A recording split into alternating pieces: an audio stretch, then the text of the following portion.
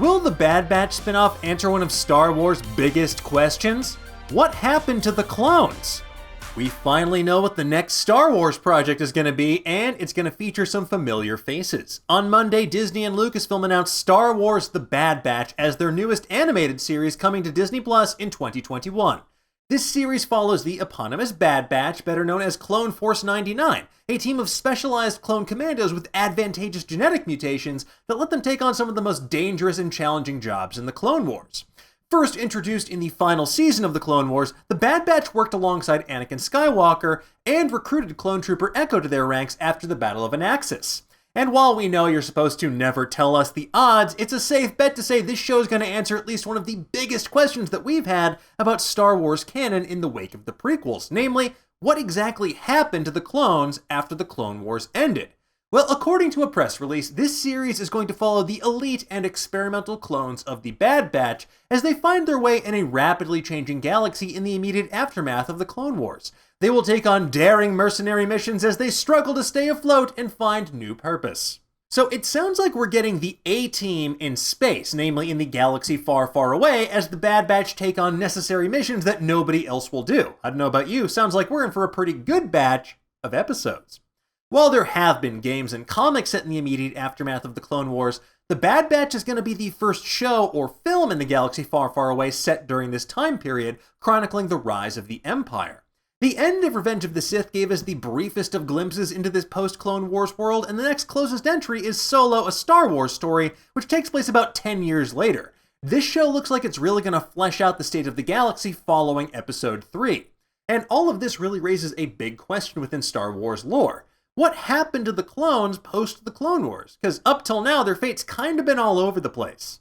According to StarWars.com, after Order 66, the clones perished and were eventually replaced by stormtroopers that the Empire recruited from around the galaxy.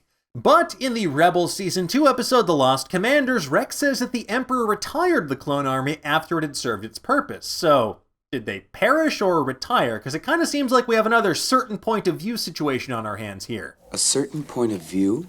Okay, look, both answers are probably true, because in that same episode, Rex says he removed his control chip in order to not betray his Jedi, but as we later saw, it was Ahsoka who removed his chip in the Clone Wars animated series, so definitely a classic case of certain point of view-itis. And even if Rex plainly says the clone army was retired, well, there's a lot more to it than that. It's safe to assume that some of the clones had to be rolled over from the Grand Army of the Republic into the Stormtrooper Corps, because there's no way their recruiting policies were in full effect by the fall of the Republic. What an HR and onboarding nightmare. Now, given the clones' advanced aging, maintaining the clone army wasn't a long-term solution, and that's probably one of the reasons the Empire switched over to recruiting their army from the general human populace of the Empire instead, and that's something we see in full effect during Solo, a Star Wars story. As to whether or not the clones were retired, or recruited, or if they had perished, the Bad Batch will finally give us some insight and the chance to see exactly what happened to the clones who survived the Clone Wars. Now, that said, we still have a bunch of questions that we hope the Bad Batch will eventually address. For example, since the Bad Batch have mutations from baseline clone troopers, do they also have the biochips that caused the clones to carry out Order 66? I mean, it seems likely that Echo at the very least would have a biochip because he doesn't have any mutations.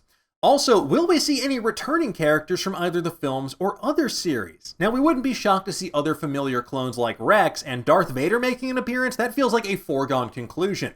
Plus, since we saw a young Leia and Lando Calrissian in Star Wars Rebels, could we also see a young Han Solo or even a teen Lando in the Bad Batch? Or maybe, I don't know, Kanan Jarrus escaping the Jedi Purge? Another question we have is whether or not the former Clone Force 99 will come face-to-face with their Imperial counterparts, Task Force 99, the Scar Squadron from the Star Wars comics. Much like the Bad Batch, the members of Scar Squadron also have elite specializations, and it'd be pretty awesome to watch two versions of this team but helmets. So yeah, please make that happen. While we have to wait until the Bad Batch officially comes out on Disney Plus in 2021, we know Star Wars fans are going to be stoked to get a better glimpse at the early years of the Galactic Empire. But tell me, what do you folks think? Are you excited for the Bad Batch? What other characters do you think could pop up in this series? Let's discuss in the comments below, and for the latest and greatest in the world of pop culture, make sure you head to Nerdist.com. Bye-bye!